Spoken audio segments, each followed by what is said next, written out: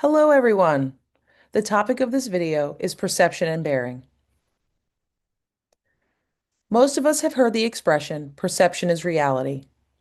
Today, we're going to discuss what this means in terms of servantship. Here's a very fitting quote from Frank Outlaw. Watch your thoughts, for they become words. Watch your words, for they become actions.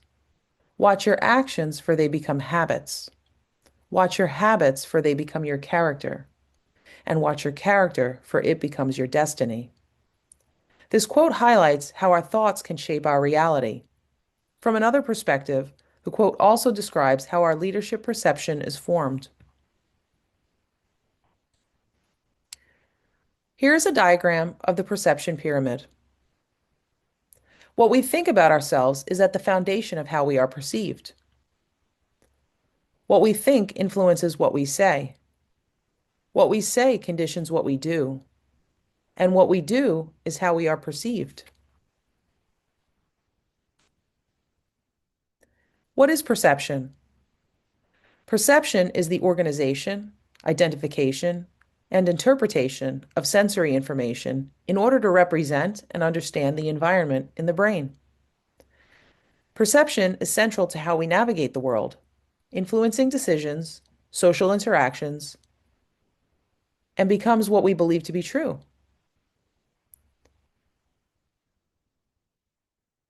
Keep in mind that perception can sometimes be biased.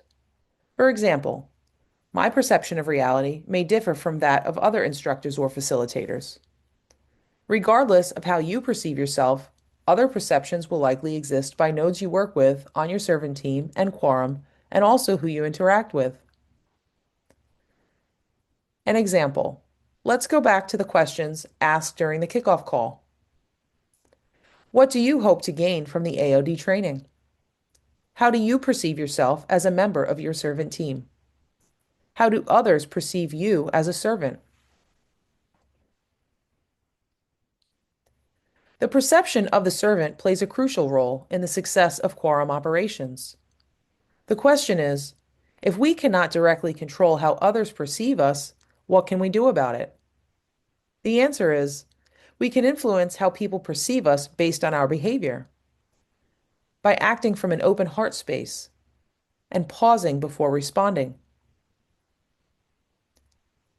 With regard to bearing, this is the manner in which one carries or conducts oneself. Do you present yourself with confidence? That is, do you walk with your shoulders back and your chin up? Or do you slouch and walk looking at the ground?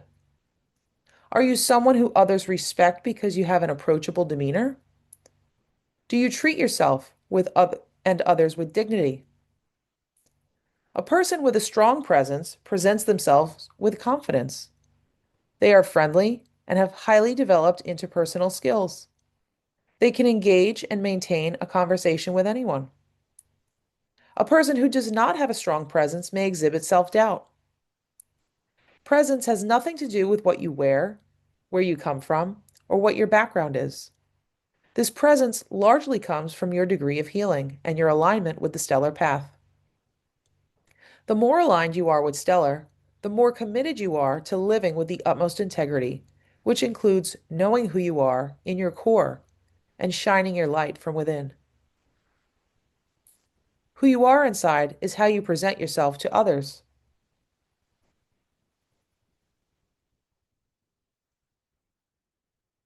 A quote by Maya Angelou. People will forget what you said. People will forget what you did. But people will never forget how you made them feel. This is why our internal healing is so important. When we do this work to heal our wounds, we expunge entities and restore harmony within us so we have clarity. It helps us manage our emotions and minimize triggers so we maintain our inner stillness. With this healthy balance, we can treat others with love and be perceived in a way that will have a lasting effect through heartfelt connection.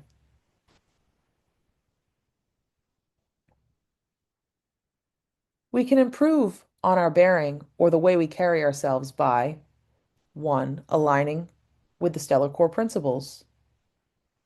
2.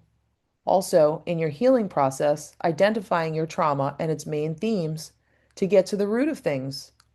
The more healing work you do, you will feel good inside, and that will radiate outwards to those within your quorum and the global QSI community. Our healing helps strengthen the lattice and raise the collective frequency. And third, by healing, you will improve your emotional intelligence and thus your listening and receptivity to others.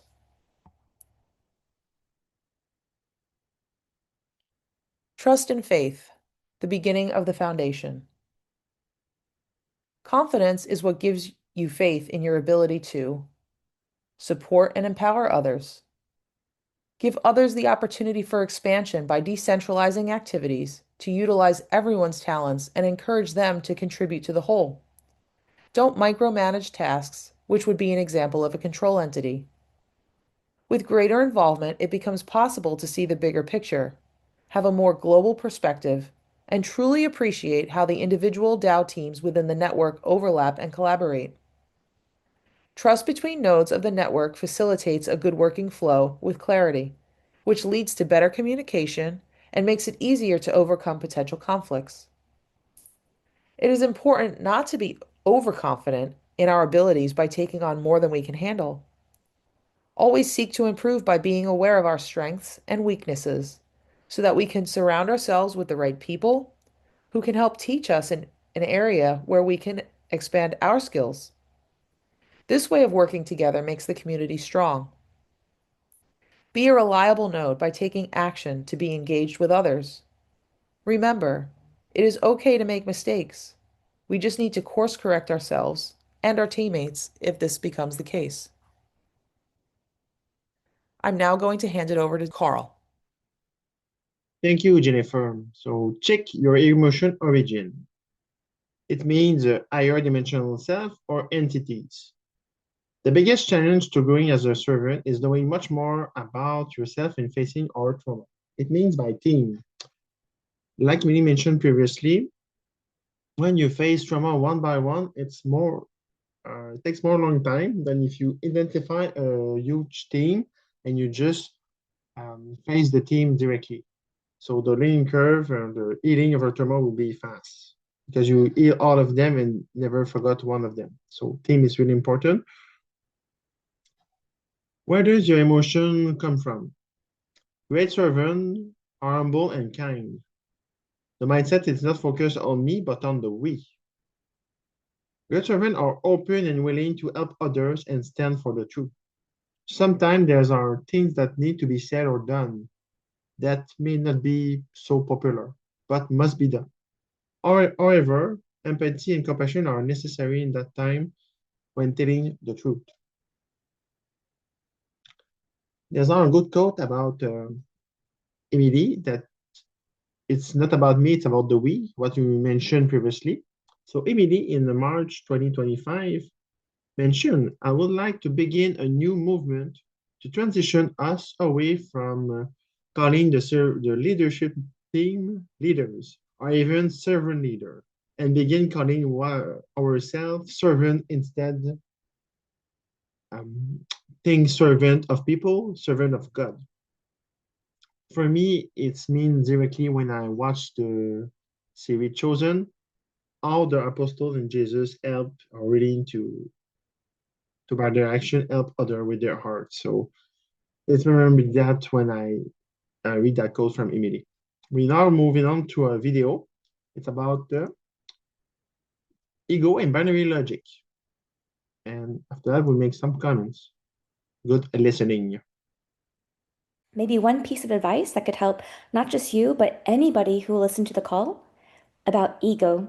Because I think this is something that people have been maybe misunderstanding for forever since the dawn of time, because it's never been really explained very well, right? Like, if you look at psychology, ego is self, it's id. It's so um, esoteric, essentially. And it's kind of like you think it means this, and then somebody applies it in a different way. So I feel like if I maybe kind of redefine it with a little bit more clarity, that might help people to better understand when we say, oh, like, I feel that you're in ego state. Maybe it'll help people identify faster what's actually happening. right? So if I take it and kind of break it down, I see three big chunks are ego being binary logic. Things that you think you know, things that you think you've studied all your life. But of course, now we know that almost everything that we've ever studied is cabal nonsense. So binary logic, meaning that we're holding on too tightly to cabal nonsense logic, when actually the divine truth is in front of us, but we have to get rid of the cabal nonsense in order to update us into the trinary, the divine logic. So that's the first one. The second one is binary identification of yourself. What you think you know is you. Well, again, now we know that we're just quantum computers, and we should be able to unprogram and reprogram ourselves like that. But it's actually more difficult in the beginning because at first you don't understand that you can actually reprogram yourself. So getting rid of that ego layer of identification to yourself is actually what will help people to understand that we can change if we want to. It's as simple as that. And part of it is one, becoming open-minded, but the other part of that is once you dissolve the ego for identification with your binary self, you can actually tap into the trinary vault. You can actually have any skill, any desire, any kind of like new quote unquote personality that you want to adopt as your new divine self, you can have it, you can manifest it, right?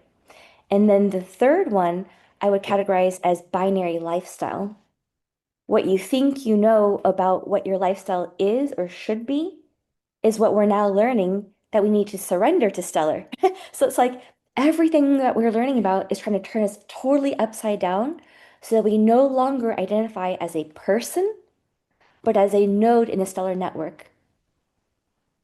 So if we apply it just, one facet to you, Josh, it's like, I know people have made posts about this and they talked about this in prior calls. So I just want to make it very short instead of a long thing. When at first I learned that you were teaching about tech, I was like, oh, perfect, because we need to teach about tech.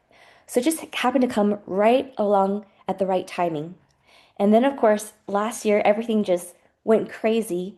And it's almost like we had this fast trajectory to what we need to be doing instead, which is to teach divine technology, not earthly technology. So, this whole, whether you want to call it the World Tour or Labor Day weekend or anything in between or anything afterwards, it all fit right in that interesting timeline where you, me, everyone was learning that we need to actually go towards the divine side because the more you learn about the divine side, that's actually what real technology is. But we didn't know that many, many months ago. So we've been trying to course correct that over the last year. So I think if everyone remembers that when it comes to your soul, normally people think that your way is the best way because you know yourself the best. And now we know actually that's kind of bullshit because our soul knows what's best, not our meat suit. But sometimes we identify too closely with what our brain wants, with what our current passions and desires are, that we don't even realize that that's a binary way to see life instead of a trinary way to see life. So if we always look for what is the soul trying So everyone's contribution is important.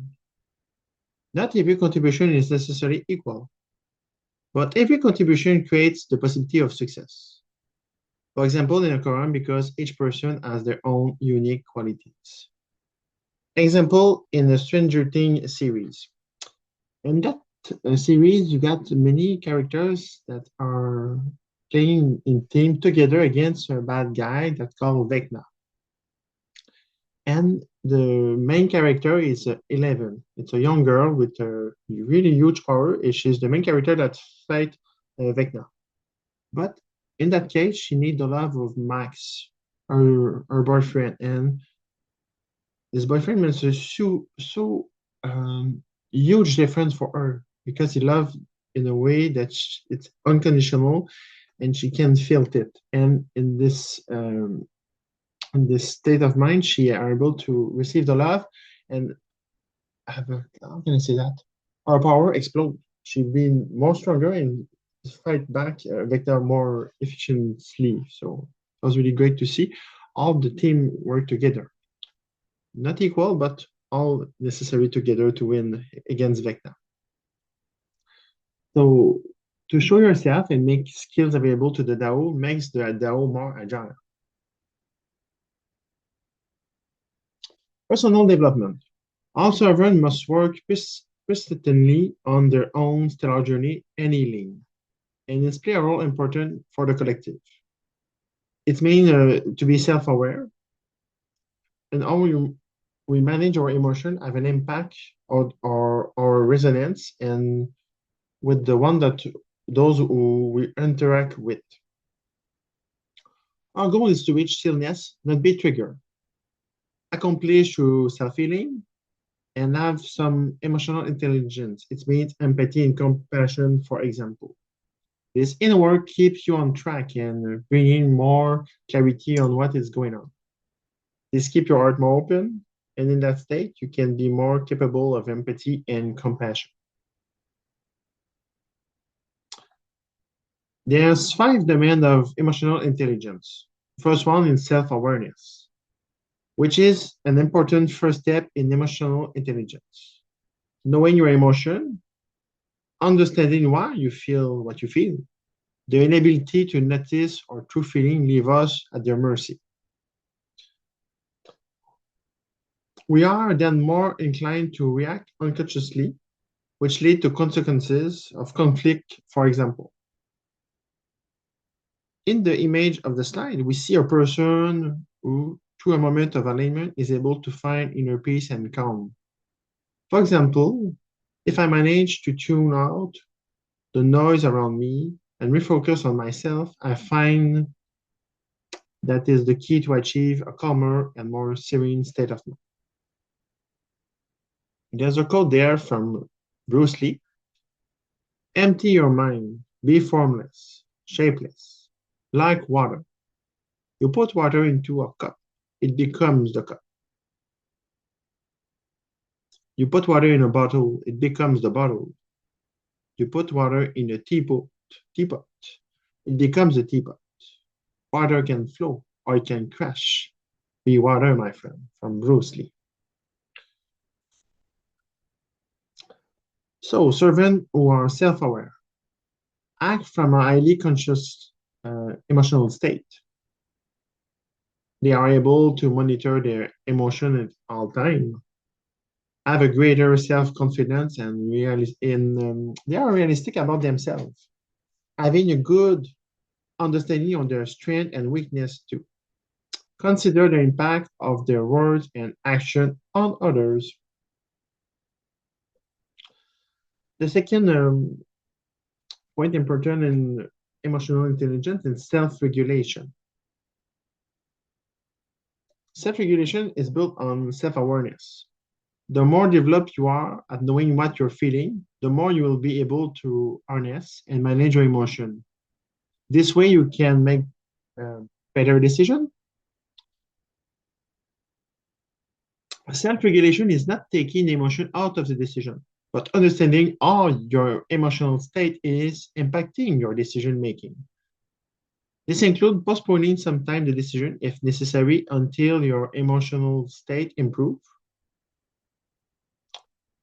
Being able to withstand emotional storms and not immediately react to those feelings give you a sense of self-mastery.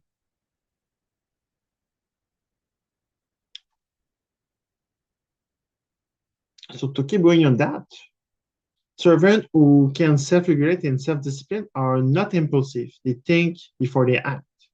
They are able to shift gears and lighten mood both internally and externally. Take off anxiety, glooms, irritability, and don't succumb to fog. They are able to bounce back from setback and upset much more quickly than someone who does not self-regulate. The third one is self-motivated. Personal motivation comes from a person's inner drive. One of the main qualities required as a servant is the ability to motivate those around them. But to show the example, you must first motivate yourself. Example, I find it difficult to motivate myself and seem to work better under pressure. Can I correct this character trait? It not be easy, but I think I can do it because, like Emily mentioned previously in the video, we are quantum computer, so we can reprogram us. So it's not necessary to work under pressure all the time. You can correct that. All KSI member have devoted time and effort to learning how to navigate in the stellar PSFS ecosystem. There's no doubt that we are still learning, but we can now use the knowledge that we gain so far to motivate ourselves to help others and be there for them. Servant who can self-motivated, sorry, are able to inspire feelings such as enthusiasm and optimism in order to improve results, work tirelessly to achieve their goals, have high standard for the quality of their work, have a very clear vision of their purpose goals.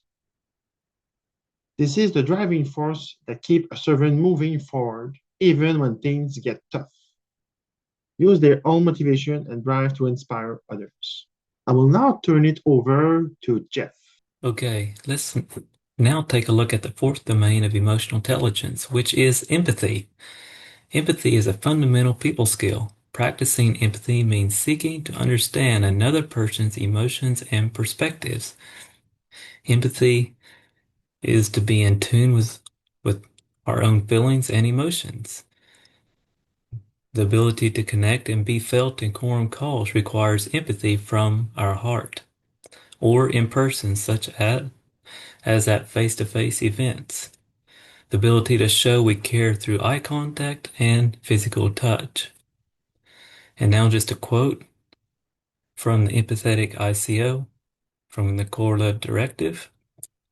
Empathetic module, the language of the heart. How do we learn to speak with the type of love that reaches souls?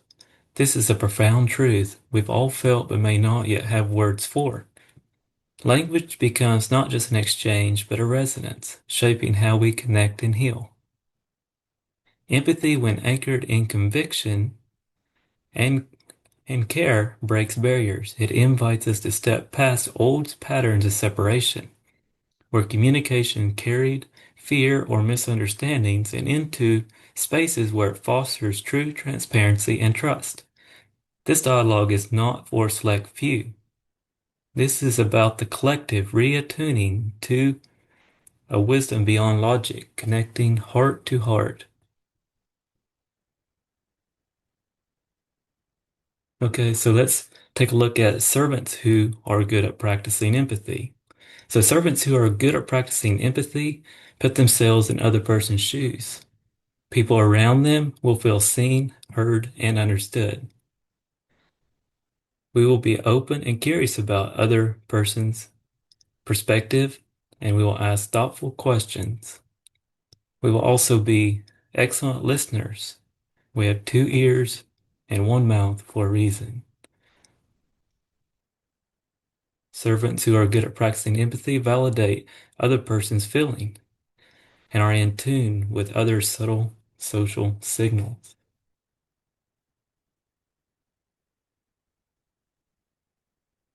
Okay, let's talk about social skills. So social skills is the ability to engage and interact effectively with others.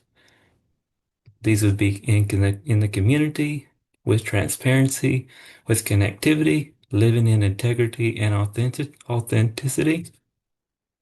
Social skills enable servants to foster meaningful relationships with members, build team synergy, engage and motivate members, navigate setbacks and conflicts with more ease.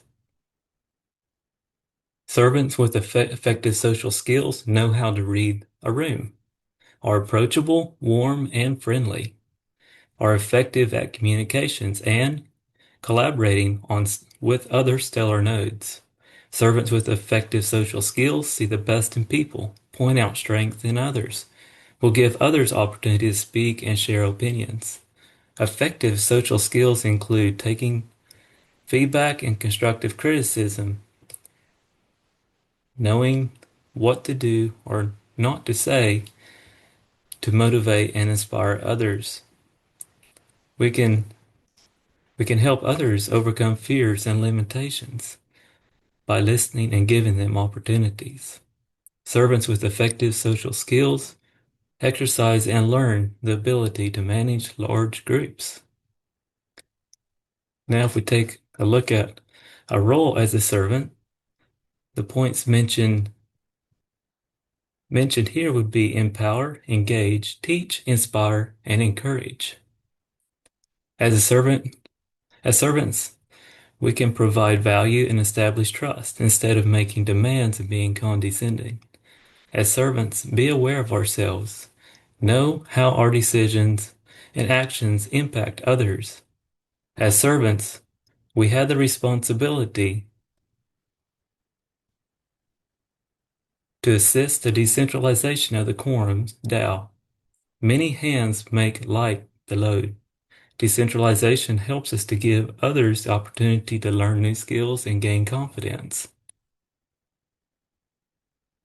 Now, let's expand on our role as a servant a little bit more. Servants can empower, build the community, educate, inspire, encourage. Servants can engage people to step in, participate. Effective servantship allows others to succeed, create a vision of the future, work well with the servant team, enable team success through educating and encouraging, demonstrate flexibility and being agile. Another opportunity as a servant is to provide value and establish trust. We need to act with integrity at all times and remain in stillness in all areas of our life and fulfill our role with integrity and stillness in QSI. Let's remember, trust is earned, not given. Let's be available for others. Let's get to know people as individuals. Let's ask how we can help them. Let's provide constructive feedback and be understanding when mistakes happen. Let's don't micromanage. Let's encourage in autonomy and to let each one think on their own. Also, as servants, we need to be aware of ourselves and the influence and impact our decisions and actions have on other people. Again, this comes back to practicing emotional intelligence. The first step is becoming self-aware. Self-awareness is empowering because it enables us to make smarter and better choices. So 4 strategies to increase self-awareness would be identify what factors, triggers, and indicators are both negative and positive that prompt others' behaviors toward us. Why do we do the things we do, and how do others respond? Gather trusted feedback. Feedback leads to empathy and helps you understand the impacts of our actions on others. Consider the circumstances. Think about when to utilize a personality trait in a given situation and when it's best to leave it on the sideline. Assess behaviors in light of your values and priorities. Ask ourselves what is important to us, what drives us, and who we want to be. But most importantly, to be in complete alignment with Stellar. Because we are in alignment with, because when we are in alignment with Stellar, we will also be in alignment with the Stellar core principles, which are a beautiful blueprint for being a servant admin of a quorum and for humanity. The final point today of your role as a servant would be to take a look at decentralization in the DAO. Let's remember to work as a team. Remember, everyone brings different skills, and everyone has a voice. As servants in a DAO, we can brainstorm freely, sharing ideas with the servant team and quorum, and accept feedback and others' point of view freely without judgment. And last but not least, cross-training by sharing our abilities with others and supporting others to grow in new skills. This will expand the team's knowledge and continuity of a working DAO. So thank you for listening, and we hope you found some value in this recording perception of this recording on perception and bearing. and we wish you all a very wonderful day.